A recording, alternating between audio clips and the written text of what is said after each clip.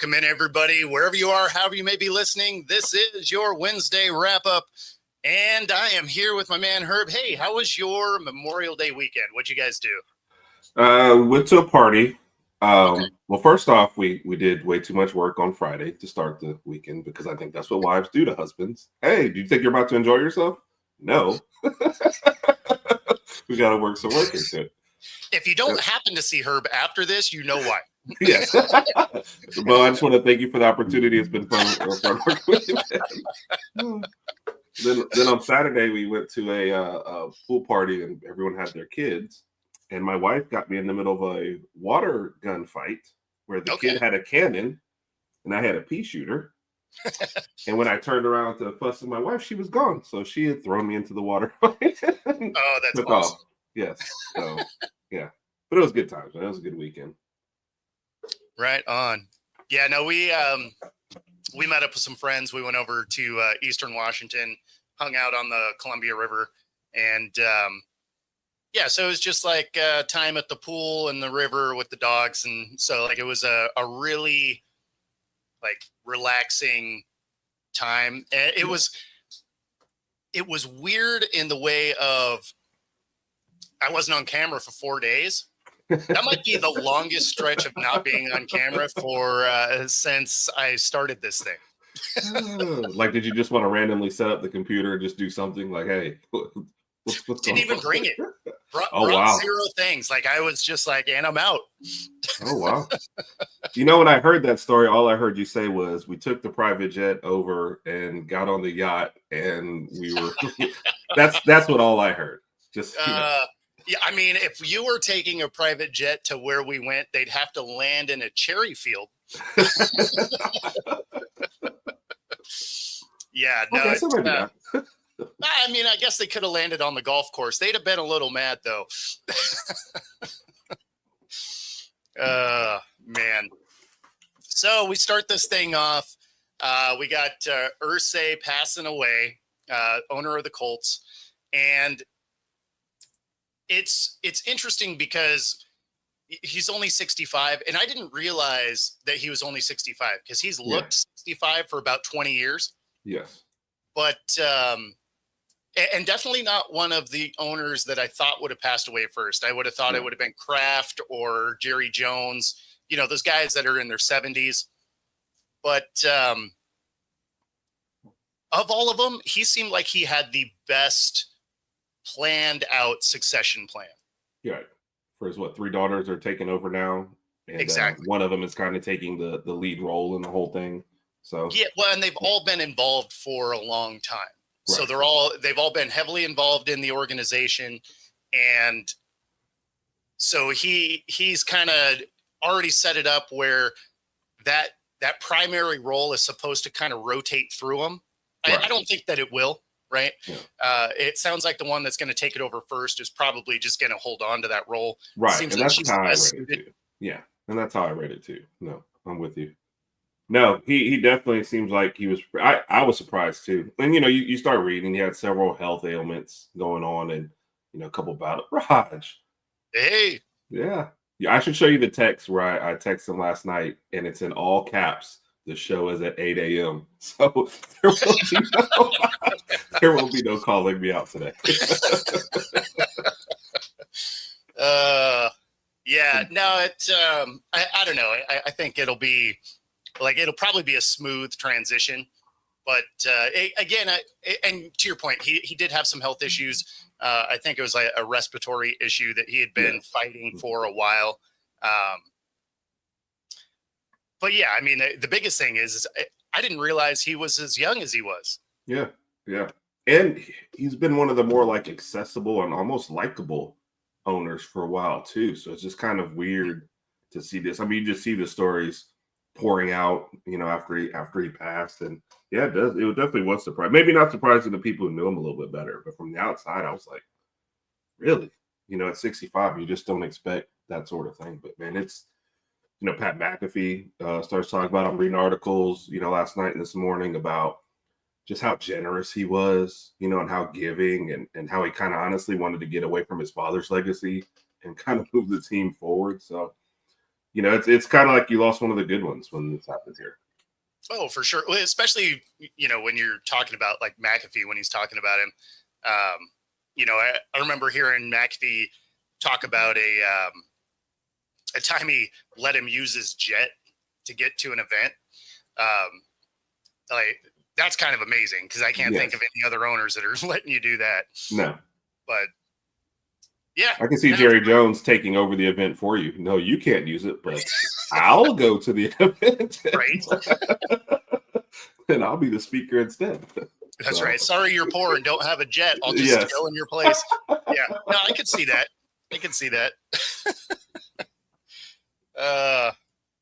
All right. I don't know why this continues to be a story and has to kill us constantly, but here we are. Aaron Rodgers talk coming back, heating back up because now OTAs are starting and he's not on a roster. But even if he was on a roster, he wouldn't be there. Like, I don't know why this is dominating the airwaves again.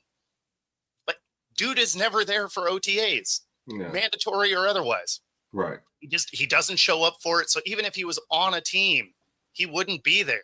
So I don't know why this keeps being something that dominates the airwaves, but here we are. And it's just ridiculous. It is. You could almost understand why, like, the Jets, would entertain all this just because they needed something and they were just, terrible for forever. But the Steelers are a proud franchise. They're not the kind of franchise you expect to be held hostage by Aaron Rodgers. And look, I get it. You're older, right? Maybe OTAs is not. Maybe you don't go there to bust your butt like everyone else, right? Sure. But at least be there to meet your new team. Like, that would be nice. Hey, it's not like, it was year 2 of the Jets or year whatever of the Packers. Yep. You don't know these guys. At least show up just to get acclimated to the team or show, hey, I'm bought in. But hey, I'll just drop by whenever I feel like it. I sign in the contract. Just, I don't know, it's just a bad taste. And you hate for a team like the Steelers to be entertaining this. It just doesn't make any sense. Like, this guy does not need to be in the news cycle anymore. Okay, we get it. All right. He was once great. We don't think he's there anymore. But at Pittsburgh, you're just showing a lot of desperation. I mean, saw Terry Bradshaw come out. He's like, what are we doing here? You know?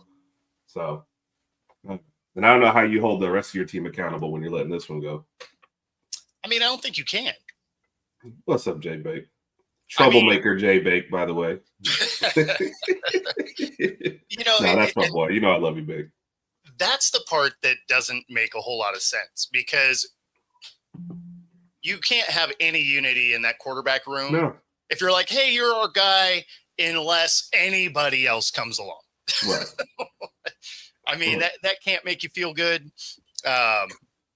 Reporting for duty. I like it. I mean, it seems like you got to be wanting to pull the plug. I mean, you've made it to the playoffs with guys like Trubisky and Rudolph and I mean, all these guys anyway. So why not just be like, hey, you know what? You're our guy this year. Let's see what we got. Yeah. At this point, yeah. You also see just kind of a lack of planning with them, or maybe just striking out a lot. Maybe that's the thing because you saw it with wide receivers, and you struck out on every wide receiver for a year. And then you end up with DK Metcalf, who's maybe not the best fit for you, with what you're trying to do at times or, say route running and attitude, but you still go for it. And now it's like you've struck out on any quarterback plan. You're not drafting well for quarterbacks at all. I mean, given your draft spot isn't always the best to get a quarterback, but now you're stuck waiting around for an Aaron Rodgers. It looks bad. I'm with you, man. Look, if you honestly think Mason Rudolph can just be serviceable, just go forward with it. If that's what we're going to do. But I'd almost rather do that than sit here and wait for Aaron Rodgers, who's going to show up at the last minute, who's not going to play any preseason. And so those first 3 or 4 games, you're just going to play yourself into shape and hope we don't fall behind in a division that's going to get tougher and tougher.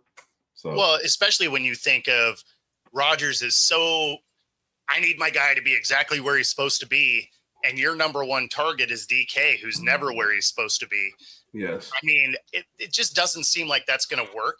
Yeah.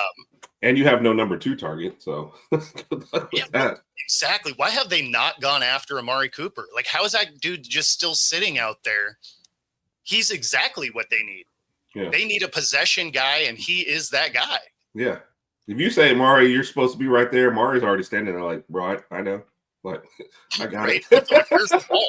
Yeah. I mean, or if you were going to spend a little bit more money, go get Gabe Davis. No one's snatched him up yet either. Yeah. Unless they did it this morning and I missed it. But I haven't got the alert. I don't know if I'll get Gabe Davis alerts though. So for real. But I mean, but again, you're looking at him as a possession guy, which Gabe Davis could do that. Yeah. So like I would personally take Amari over that, but just because you could get him for extraordinarily cheap now that you just spent $150 million on DK. But yeah, I mean, at this point, you have Mason, you have your draft pick. Like, cultivate that room. Yeah. Get him ready to go. Because, I mean, you've won with Mason anyway. He actually has a winning record as a starter, I believe. Yeah. So, I mean, it's not like he's terrible. Right. He's not. And I forgot about Will Howard, actually, which is not a terrible option to throw out there. You know, older quarterback. It's not like your usual ones where, like, the third year and they're gone. You know, Will Howard's actually been around, won a championship, knows how to manage the game, you know.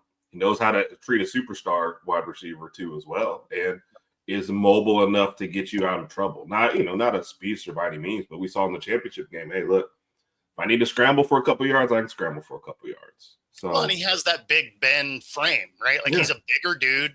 Yep. He can move around enough. He can make throws. He's not always consistently accurate, but I mean, okay. So go get him a guy like Amari Cooper, that you have these dump off passes, check downs, stuff like that. You still have DK to stretch the field. So he's going to get those bombs occasionally.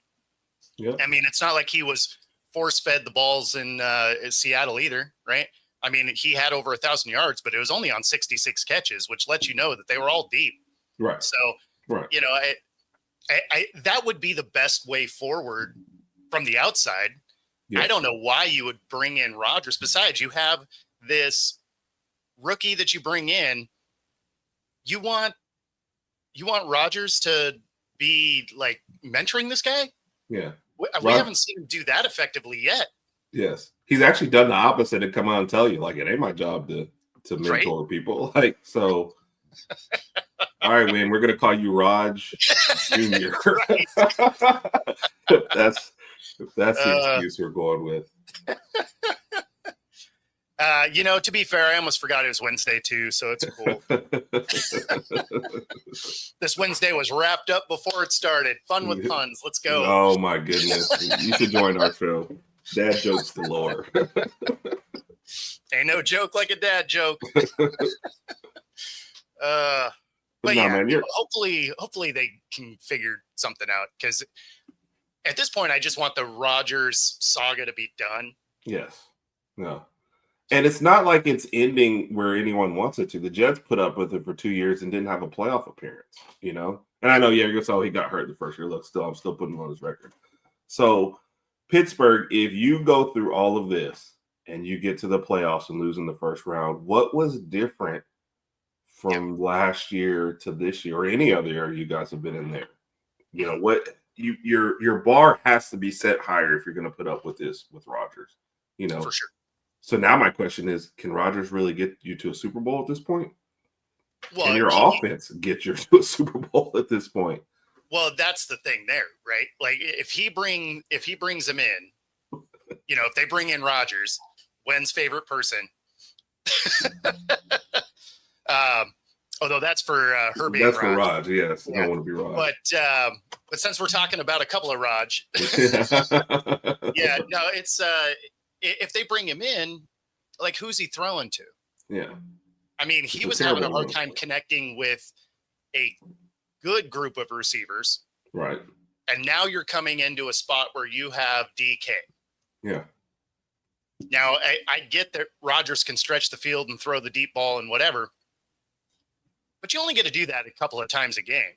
It's not like you get to just launch bombs all day. This isn't Flyers Up. Like there's a lot of football that's in that 5 to 10 yard range. Yep. No, I'm with you. I've said this for a while with GMs and team building. You can just tell the teams that don't really have a plan. And Pittsburgh's plan is still, let's just continue to build up the defense.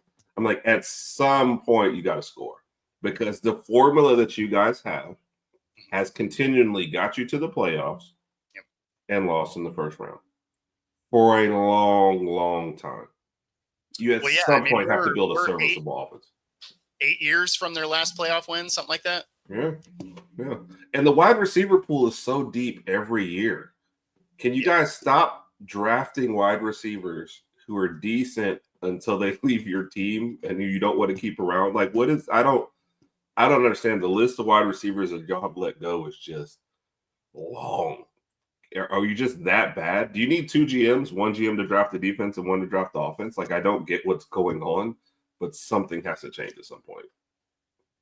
Yeah, no, that makes sense. And you're right, when like he needs to fade into the darkness and go away. That is hilarious. I agree with that one. Yeah, well, then the question there becomes, does he end up in the booth or something? But yeah, I don't know. But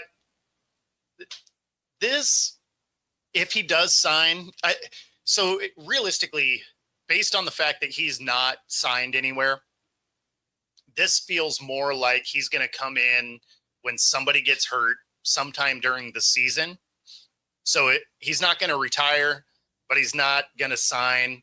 I know he was looking for, or is reported to be looking for, at least $30 million a year and at least a 2-year deal. That's what I was thinking was too. Yeah, so that will probably still be true, even if he comes in late.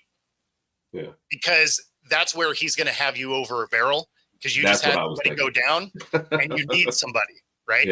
Yeah. So that's probably what it'll be. He'll be like, oh yeah, I'll come in and try and save your season, but it's going to cost you 2 years, $30 million a year. Yep. And he likes that second year, I think, because part of what you said in there, he wants to have you over a barrel for the next year too. Like, I'm already locked in. I can kind of you've already shown me I can do what I want. Yep. So I'm going to do what I want again next year, but I've also got that security if I can, and then if I want to walk away, that's great, but it's on my terms now because I'm walking away from this, which he's not going to for $30 million. So, but yeah, I would say 2 years too. And it'd be foolish, I would think, for anybody to put anything more than 2 years. I think it's foolish to sign a period, but somebody does. I think it's going to be 2. Nope, I'm with you. And I think it's the Steelers or nothing at this point. Yeah, I mean, no one else really seems like they're that interested. No. And I wouldn't be. If I was a GM, I wouldn't even be entertaining this idea. No. But, just because we've watched over the last few years, right? His last year in Green Bay wasn't good, right? And we've seen Jordan Love outperform him with the exact same guys. And so then he goes to the Jets. He gets hurt, so, you can't put a lot of stock in that one. The next year, the only time he looked good was in garbage games that didn't matter anymore. Yep. Right.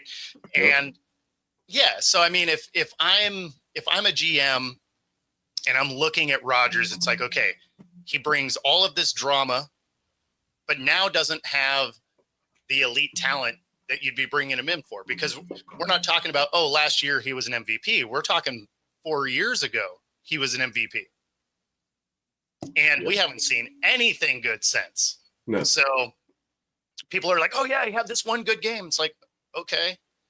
Yeah. Like most people can have like one good, like if you go down to the rec center and you play basketball, I bet you one of the days you go, you just can't miss, right? Look, like you just lighten it up. Yeah. One good game is the hallmark of a backup quarterback. So you don't want to pay your starter $30 million and have him pull a Gardner Minshew where it's like, hey, he had that one good game and then 3 trash games. So let's put the same, criteria on him that you're putting on everybody else. Oh, he had that one good game. Yeah, but the rest was trash. And he got the defensive head coach fired, which made the defense look even worse. So, and to the other point, Jay Bake asked, like, he's not going to go to a rebuilding team for sure. And if you're the Saints, there's no way, or any of those teams, there's no point in dumping $30 million. Like, the Saints are not a quarterback away from winning. So, or any of those kind of rebuilding teams or lower teams. So you're definitely your Saints. You're better off paying me for the next year to be your quarterback and just being terrible again. And well, I mean, let's be honest though. Even if you are a quarterback away, are you that quarterback away? Yeah, true. Because I mean, he's not what he was, right? He's not as mobile as he was before he tore his Achilles, right? And he seems increasingly agitated, even with dudes he likes. Yes. Right? Like the Jets went and got all his guys. Yes. And still couldn't get on the same page. So, yeah, I don't think he is that dude. Not at all. Yeah, I don't know. And then for him to and this isn't just like, oh, there you go. Oh, sorry. Oh, was I lagging back there? And I was going to say, just listen to the Jets podcast last year. It's not even like just the outside view. The guys who are covering the team day to day are saying the exact same thing. You know, can't take hits anymore, shies away from that, not mobile. And look, he looked like a gamer at times when he was clearly hurt and still trudging out there. But at some point, none of this is worth it. You know, it's great to be a gamer, but if you bring all this negative attention on yourself first, you kind of cancel that out, you know?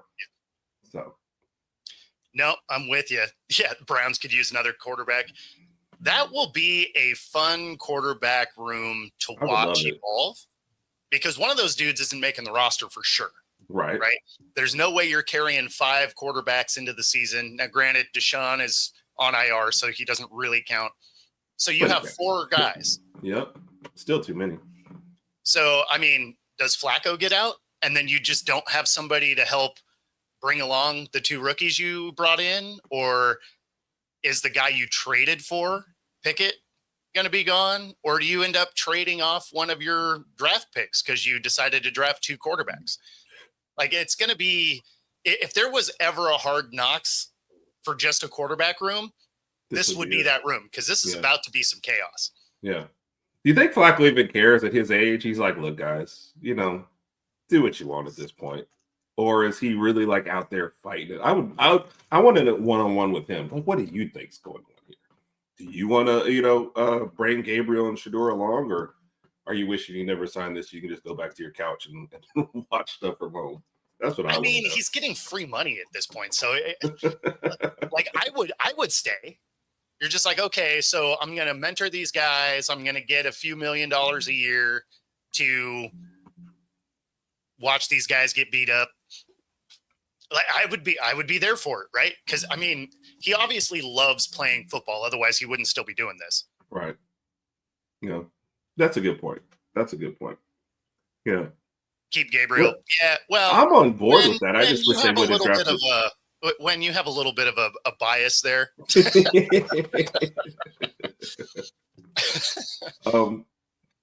I don't know, but you did mention Gabriel does fit them. I just wish they hadn't drafted Shador. And that's not against Shador. That's just more for you use a 3rd round pick on a quarterback. You usually don't pick another one after him. And not when that guy's already your 3rd or 4th guy. So it's I feel worse for Gabriel and all this. You know, you can't cut the 3rd round pick, but also he's getting he needs a better press room or something, like a better PR person to start pumping him up, get his hype machine better than Shador's. So, it just seems like the outrage would be worse if they somehow let Shador go and kept Gabriel through no fault of his own. He's like, I just want to come out here and play. Like, what is going on? So, yeah. Well, and I mean, all things being equal, Shador has done everything he's supposed to do once he got there. Right. Right. I mean, he may have done a lot of goofy stuff on the way, but as soon as he got there, he's like, hey, I'm here to learn. Right. And so that's awesome. Right. He's doing exactly what he's supposed to do. Yeah, I don't know, man. It's going to be fun to watch this play out, but it's the Browns. So it doesn't matter who they cut. It is the wrong decision. Yes.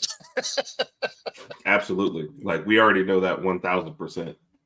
So I wish Bobby was watching this morning because I would be getting like middle finger emojis. It's got to be tough being a Browns fan, though. Like, you just know you're just going to waste Myles Garrett. You know, you're paying him basically for nothing because you're just going to waste that. And the Dolphins side of the ball will never, ever get solved. Never see a team with 4.5 quarterbacks, and this position is like even murkier than it's ever been. And, Travis was on a show talking about now they get more bites at the apple. I love this strategy. Yeah, but look at the groom. Pickett, Flacco, and 2 rookies. Yeah, this is not a good room. This is literally just, I don't know, like you just took a whole bunch of leftovers and put them together and you're just trying to make a meal out of it. Well, especially when you think of the fact they traded for Pickett. I think they gave up a third for him. So you got a third round pick. You got a third round to go get Pickett. You get Shador, who was viewed as a first, maybe second rounder. Like, this just sounds like some chaos coming. Now, it's the Browns, so it makes sense. But at the same time, like, what's your plan? Because when you see what the first team snaps are, it's supposed to be Gabriel and Flacco. And then the second team snaps are going to be Pickett and Shador. Right. So they're already leaning towards Gabriel, which, again, makes a little bit of sense because he kind of fits their system a little better. But yeah, I mean, they're going to get absolutely buried if they get rid of Shador. Yep.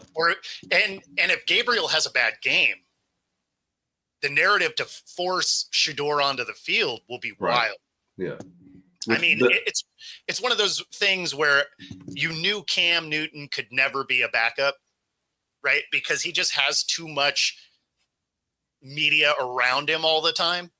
So anytime the starter ahead of him would stumble, they're like, get Cam in, so you can't have that kind of noise behind your starter. Like, everybody's going to have a bad game.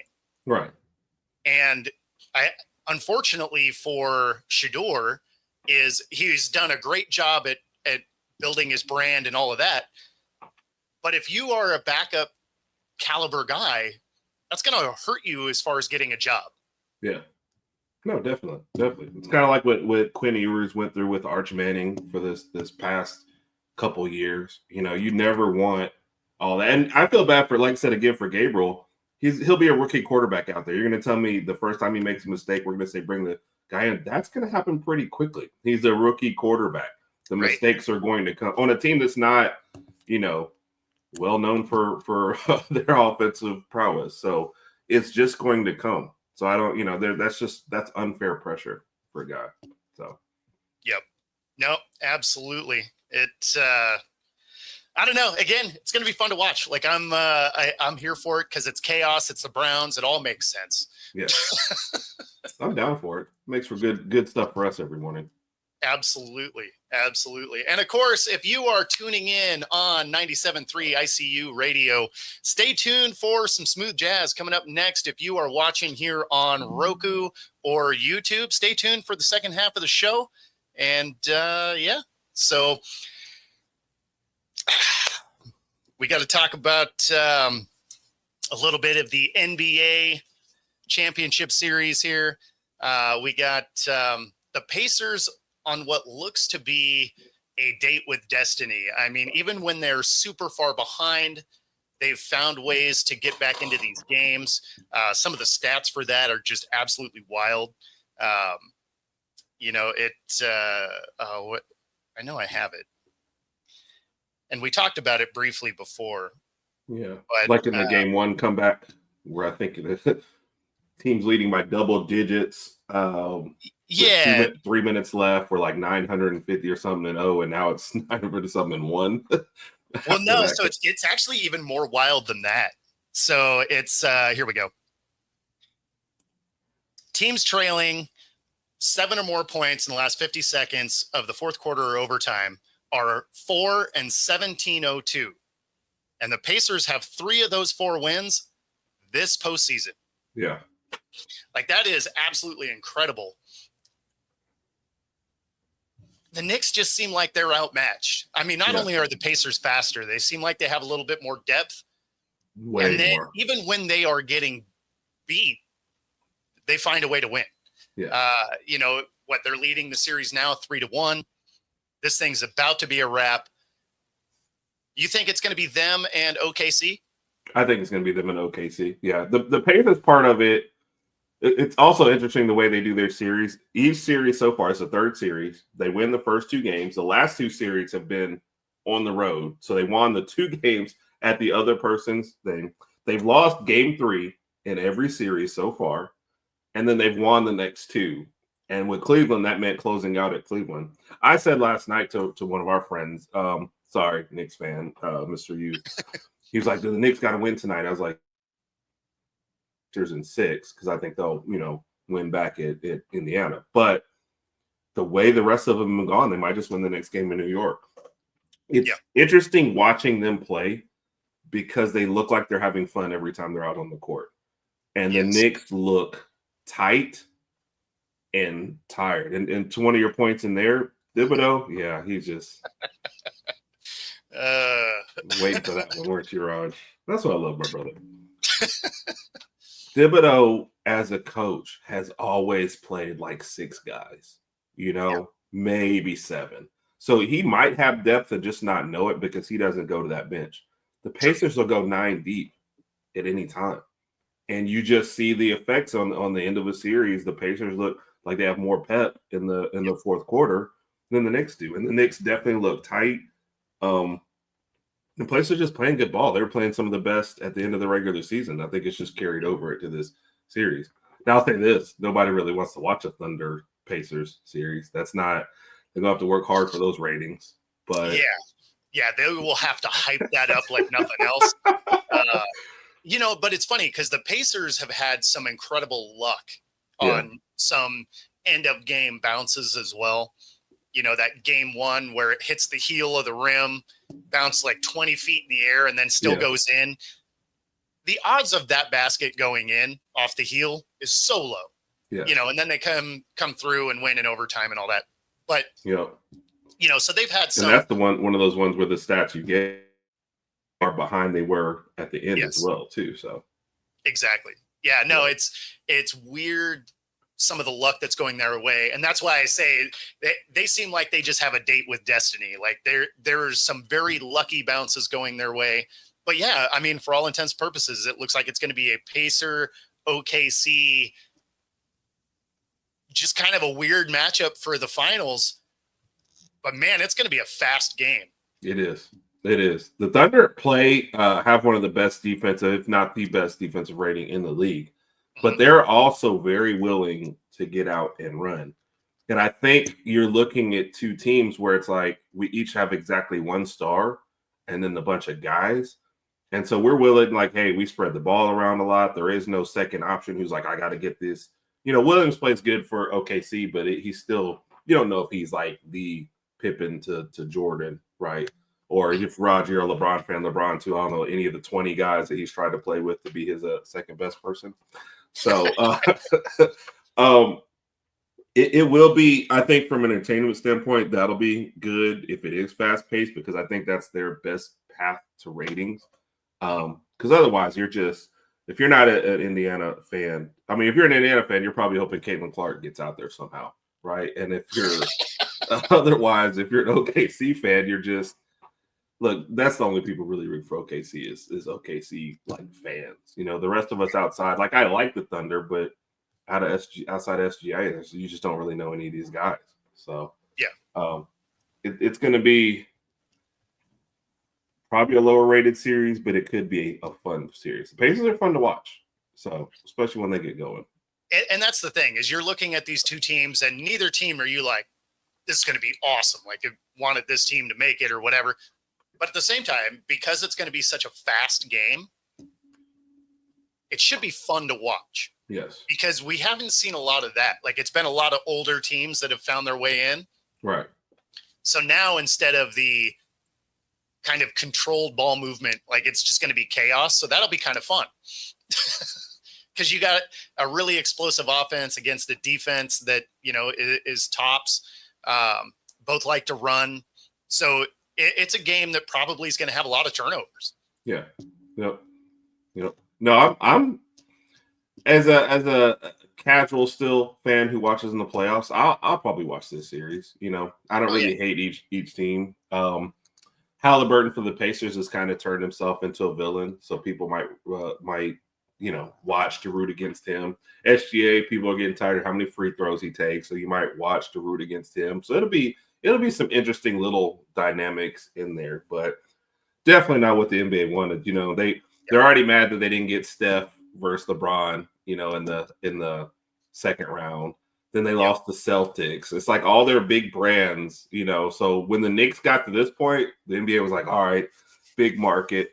And then they fell flat on their face, which, by the way, if you're on Twitter, there's a Knicks space, which gets up to like 600 guys, or 600 people in there watching.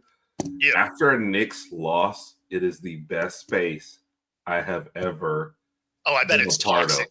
Oh, my goodness. They are kicking each other out. If you start off weak, they'll, bro, I didn't like your energy, bro. You out of here. I'm kicking you. You out of here. I heard a guy come on. He was like, I haven't seen you all year, man. Where you been? You out of here, man. You out. They are kicking people left and right. They are cussing out any paces. It was the best space ever. And one of them said, all right, if you're not Mitchell Robinson or Deuce, F you. Wow. Yes. And every other player is on blast. Anybody you want to call out, everybody else, F them. So I was like, a fun space. Wow.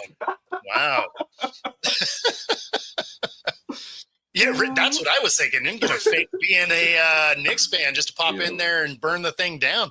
Like that. I'm just telling you what the second you say something wrong though, that host is kicking you out. It was wild. Funny. It was wild. They're crashing out serious. Raj, I just don't think outside of those two cities, man, people are very interested. And OKC is the 1 seed. Yeah. But I just don't think, man, when they had like Westbrook and Durant and Harden, those were names. Even before Harden was really a name, those were guys that you were following, Right now, I just don't think many people are SGA fans. And, his signature thing is like the mid-range. Nobody's watching a mid-range guy who takes a lot of free throws. It's not we like the Anthony Edwards who's going to go to the hole and dunk on 2 or 3 people, love him or hate him with LeBron. You'll watch him in the finals. Steph, you'll watch him in the finals, Neither one of these teams has that guy. The thing that's funny is the mid-range, if your 3 isn't dropping, absolutely kills. Yeah. Because you're putting up points. Yeah. So, that's one of the reasons why OKC can do what they do. Yes. Is they actually use the 15 feet of hardwood that apparently every other team has forgotten about. They either dunk or they're launching it from half court. It's like there's this whole like middle section that guys like Jordan built a career on. Yes. Dude, you're preaching to the choir because one of the things that we as Alabama fans were kind of hoping on this last year when the threes weren't falling and they had too many big guys guarding the rim, pull up and knock one down from the free throw line. But our team was threes and layups. And when we came up to a team that was athletic with size, we couldn't win. I remember one of Mark Sear's best shots against Duke was he pulled up and hit a little, 10-footer. And I was like, those are the shots that are open.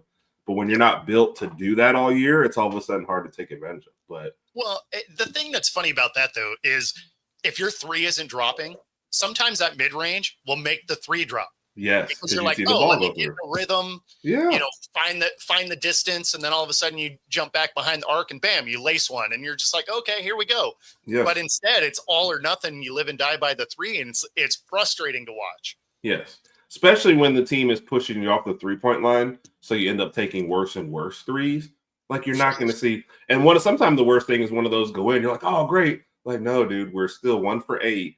And we're shooting them from further out. There's like 2 or 3 players in the league can get away with that. Steph, fine, right?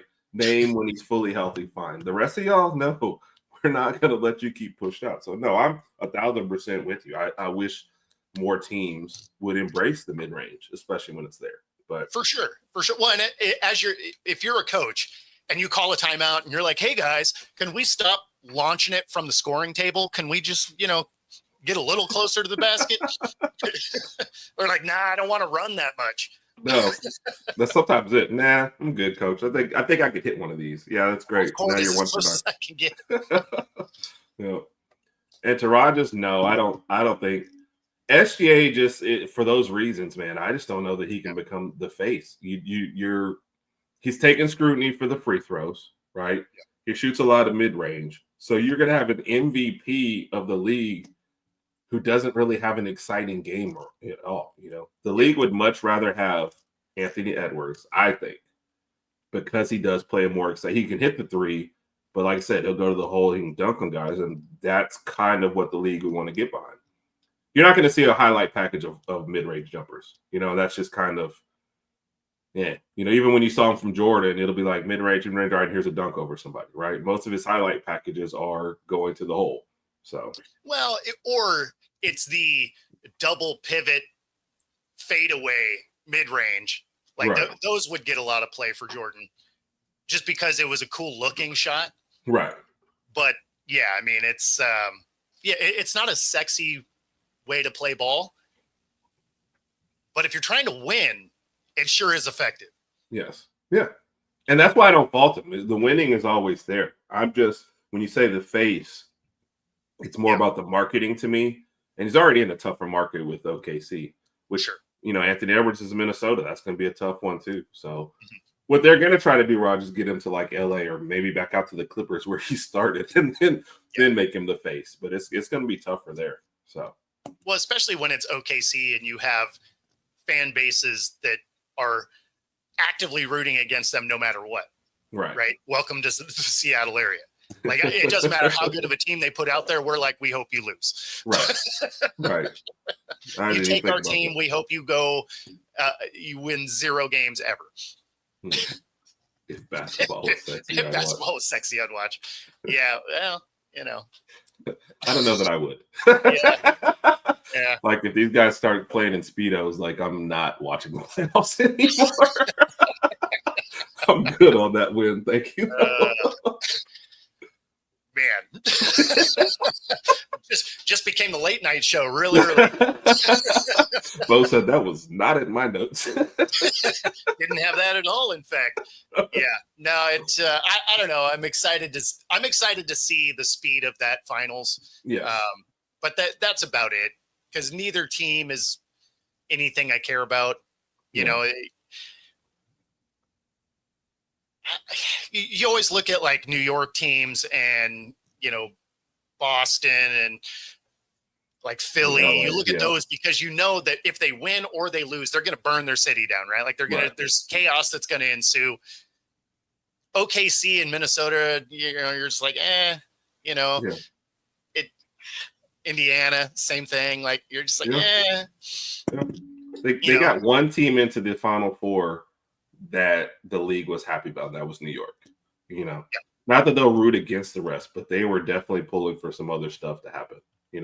Boston. I guess Boston couldn't have played New York. They played in the first round, but that would have been a great, conference finals for them. I don't know that they're really rooting for Cleveland. Cleveland versus Indiana was like their worst case scenario because they're like, man, we don't really care about either one of these two teams. Right, you have a reset. Yeah. So well, and to be fair, they're not entirely wrong. Like, think of the ratings if the Knicks actually made the finals. Right. I mean, because it's been since the 70s, early 70s that they've been in the finals. Right. Yep. So I mean, those 90s teams got stopped by Jordan. Yeah. Well, no, I'm sorry. They did make the finals during the OJ year. When Michael would retire, they made it against the Rockets. I forgot that. It was like 93, 94, somewhere in there. Yeah. So that just means the last time they won was early 70s. I can't tell if that's me or. I don't know. I didn't have any of the buffering wheels on my side. Okay. Maybe it's just me this morning. But yeah, I mean, that just means the last time they won was early 70s. Yeah, one definitely, yeah. Well, and then I'm pretty sure that was only either finals appearance was that one. I don't think they've made it since then. So, or in my lifetime, I think they've made it twice. So yeah, no, the league definitely would have loved to have New York in the finals. Oh, it's just no not doubt. happening. Yeah, it's just not happening. And then they're gonna face some tough decisions. Like, are they keeping Thibodeau around? Like, how do they build out the team when they're already kind of top heavy with Cat and Brunson, but you clearly need a bench to try to navigate the playoffs. So I don't know. Well, and then speaking of coaches that you keep around, Reddick, does he get fired now? Because they only seem to keep guys for 2 years. Yes, Like that's been their MO for the last 5 coaches, 2 maybe 3 years, and it's hit the bricks. Yeah. So the thing Reddick has going for him is he did have a really good regular season. Yes. Especially as his first year. So that's going for him. But then you had some terrible decisions in the playoffs. So do you hold that against him? But I keep saying this about the Lakers. You keep hiring these coaches who've never coached before. Yep. And your team is on a championship or bust trajectory, especially with the later years of LeBron. What are you expecting when you get there and you're like, oh, he made a rookie mistake? Well, he's a rookie rookie coach. Yep. What were you expecting? Stop doing that. So I think they get what they deserve when that happens, to be honest. Well, and I mean, like, did he have a great regular season because he was coaching well, or just because he has great personnel and some of these teams don't actually care about the regular season? Yeah, and it's definitely a mix, especially once you get Luka, and so half your time is just, let me try Luka and LeBron out there and 3 other guys and just see what happens, A lot of your lineup decisions are already made before you even get started. So, but and the roster's not constructed very well either. They needed a big man. The trade got rescinded, so the playoffs was always going to be a crash out. But you are wasting the last of LeBron's years. They say he's going to opt in for next year, but I don't see them winning it all next year. Well, and it makes you wonder if the opt-in for next year really is his last year. Yeah. I mean, he's done just about everything he can do at this point. Right. Nobody that is a true contender is probably bringing him in. Right. Like, if he wants to keep playing, he's probably a borderline bench player. So, not to say he's not still playing at a high level. I mean, he's still, a top 10, top 15 in the league, probably. Easily. Yeah, easily. But at the same time, he's not going to be able to go every game. Now, I suppose regular season basketball doesn't matter, right? Load management's a thing. Nobody seems to care. Over half the league gets in the playoffs anyway. Right. So if you got to play one extra series, who cares? So, I mean, who knows? Maybe he lasts another 3-4 years, but it seems like he's about ready to be done. I would think so too. Yeah, well, isn't that another 2 years though he'd have to play for this? Exactly. 2 to 3, I think, is the only. So I wouldn't count it out 1,000%, but man, it's on the lower percentages to me. And then you're putting yourself in another bind. Like, are you going to force the Lakers to draft every one of your sons? And does that actually help them? You can't say that Bronny's being helped by being drafted to the Lakers. So, and the Lakers aren't being helped by having to draft him. So, well, no, I mean, he's only played a dozen games, right? Because otherwise, in G League for the most part. Yeah. But I'm surprised, Raj, if you're out there, how old is LeBron's other son? Is it how far away is it? Am I right on 2 or 3 years? So that's what I thought it was. Yeah. So I didn't think he would make it that long. Although that son is far more talented. Right. So I mean, I think he can actually make an NBA roster consistently. Yeah. But I think I mean, Bronny would have been only a G League guy. Like, he got extra money because his dad. But I mean, you just haven't seen him develop into an NBA player, right? So, and it's always funny because they're like, "Oh yeah, he had a great game in the G League." It's like, well, yeah, because he's that talent. Like, he's a G League talent, or a sparingly used off the bench guy. Like, he's just not. Pros on my end. Oh yeah, yeah. I think that might be on your side then today. Yeah, maybe so. It's weird because my connection is saying fine, so I don't know. It could. Who knows? Yeah. So senior in high school. Yeah, he's actually part of the Wildcats 2025 class. Okay. So So yeah, he I should mean, be playing this. Yeah. So only if so LeBron gets through another year. yeah, he's at least 2 years Yeah. because he's got to do the one and done, right? Yeah. Because they don't let you No, do. so it says 17, but he says he's part of Arizona's 2025 class, so he'd only have to get through one more year. Oh, okay. Okay. Yep. All right. Well, maybe just younger for that, but that's what I'm reading.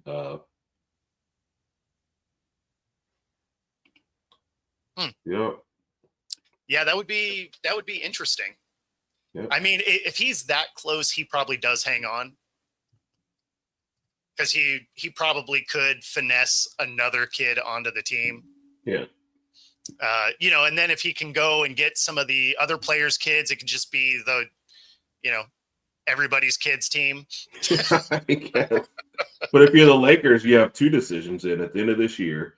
You have to sign LeBron to another contract. So you're going to pay him another 50 for, another year removed from that. And you're going to sign another kid too to keep him happy. So it's who might not be ready. Because, I mean, if his age is 17, he's super young to be coming out there. So I don't know. There's a lot of variables in place. I'd like to see him step away after this year. But, that's his decision. He still looks great. Like you said, top 10, top 15, easy out there. Just the wear and tear, man. I don't know how he's getting through a full another season. So, well, I mean, it's not like he ever plays a full season anyway. So, you got to make sure the rest of your team is good enough that when he's doing load management, because he's only going to play 60% of the games anyway. Right. So as long as you can keep him healthy enough that in the playoffs he can do something, you only need him to be special a couple of games in each series. So, I mean, he could stretch this thing out if he wants to. I just don't think he will land on a team that is ready to win. No. So he'll be in the playoffs for sure. But do I think they do anything with it? Probably not. I agree. Go to the Magic. Yeah. I mean, it's if they go somewhere and it's his two kids and you get Gary Payton's kid and Ewing's kid, get all these second gen guys. Yep. I think that'd be hilarious. Yep. And somehow they always make the playoff just because, like, there's a lot of questionable calls in the last 10 games, but you know what? They won 10 games. They're in the playoffs. So it's fine. More LeBron's kids. So. Well, and the league would do some of that, right? They'd just be like, oh, yeah, we're going to call this right here. Oh, you guys won. Yay. Right? That's where all of a sudden the tinfoil hats come out. Yes. Yes. And none of us argues against it. Like, you guys are probably right on this one. I mean, the way some of these things happen, kind of like the NBA draft lottery, it's like, you end up with the Mavs getting the first pick when they had like a 0.001% chance. Yeah. You're just like, come on. Yeah. Which, how do you get rewarded for the dumbest decision, in the past 20, 30 years? That's what I don't get. They're like, yeah, you guys traded Luka, so we're going to give you back. But why? Somebody was putting up the thing where they had Luka and they had Brunson, and both of those guys are gone. I'm like, you guys had an amazing team set up here, because there was somebody else in that graphic. I can't remember who, but and everyone is just gone. And now you get rewarded with another number one pick. Come on. Well, that's where throwing that tinfoil hat on comes in, right? Because it sure looked like that ownership group that has ties to Vegas wanted to move the team there, right? So you get rid of your best player, and then as soon as you get rid of them, you jack the ticket prices up. So you don't even have a watchable product. You have all of your tickets go up. I think it was at least 9%. Right. That sounds like you don't want people showing up, right? Yeah. That sounds a lot like what Oakland did to get out of Oakland for the A's. And so you're just like, okay, you guys are trying to go to Vegas. NBA wants a team in Vegas. You just grenaded your team. You go get AD for, for nothing. Right. Right. Because he's going to get hurt. You get rid of Luka for, AD and a pack of gum. So it sure looked like they were trying to find their way out of Dallas. And the NBA is like, yeah, you know what? You're going to stay. Well, now you have a flag. Do something with that. It is crazy, all the behind the scenes stuff that has to happen for this. But yeah. I don't think this should. Well, yeah. It is the only way it makes sense, because otherwise, yeah, you've made all the wrong decisions, and now you get Cooper flag, and now it's like kind of a, what are we doing? So no, I don't like any of it. It was still a terrible trade, and now you guys got rewarded. So yeah, if that's the whole NBA thing, y'all should have just played the lottery out like normal and let Dallas leave if they're going to leave. So, and good luck with that. You see the backlash the A's have gotten for the last couple of years. So if that's what Dallas really wants to go through. And similarly for OKC here in Seattle, right? Yeah. I mean, it's been 20 years now, and we're still like, we hope you lose every game. Right. Right. I still don't like that. I'm not even from Seattle, man. But that's what I grew up with, the Supersonics, man. Peyton and Kemp in the finals. Like, those were fun series, man. So. Absolutely. Absolutely. Yeah. No, it's, I mean, I guess if there's any redeeming thing about the NBA is, in theory, we're supposed to actually get consideration when they expand here in the next 2 years. There's so much pressure from outside and inside the NBA to make that happen. It makes me think it won't. Right. Yeah. Yeah. Just them taking the stand of, you don't tell me what to do. I do what I want. I can see that.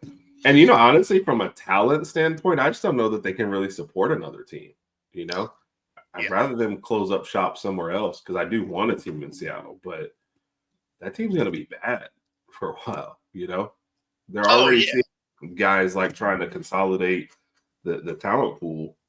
I just don't know that you got enough to support all that. So no, I mean, you add 2 more teams, whatever teams you expand to, unless you do the expansion similar to the NHL, where you're snagging players from teams. Right. Like, if you're just an all true expansion, like you're going to be terrible. Yeah. Well, like the WNBA did that, but, you know, and they have their expansion draft, but every team can you know what, protect like 5 players or something like that. So you're basically picking bench players from everywhere else. And it might have been more players than that. I can't remember what the number was, but yeah, it's just, all you're gonna do is weaken a couple of key teams, I think. Like if you're the Knicks and you lose 1 player, that's probably like, you know, that's way, way more than if you take one from the Pacers. So I don't know, man.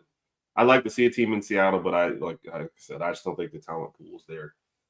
And for 2 more teams, when you think of the fact that the way that the play-in and stuff works, adding 2 more teams would be good, because it is kind of dumb when you think of the fact that you have more than half the league make it into the playoffs. Right.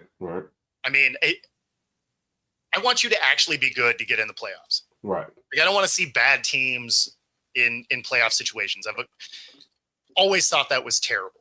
Yes. No, I agree. Especially these teams that make the play-in year after year, and they get to say on there, yeah, we're still making the playoffs every year. No, you're not. Yeah. No, you're not. If you're the 9 or 10 every year, no, we're not. Stop trying to, you know, put that out as a successful year. It wasn't. Okay. Yep. They had to change the rules. You got in with a losing record. Yes. Technically you passed. It's like passing with a D. You're like, okay, I mean, technically you passed. Right. But only technically. Man. Well, that does get us to the top of the hour. Thanks for tuning in. And of course, if you're watching on YouTube, be sure to like and subscribe. It helps us bring our content to you. If you're watching on Roku, stay tuned for the next hour. Otherwise, we're going to get out of here, and we will see you all next week. Take it easy, everybody.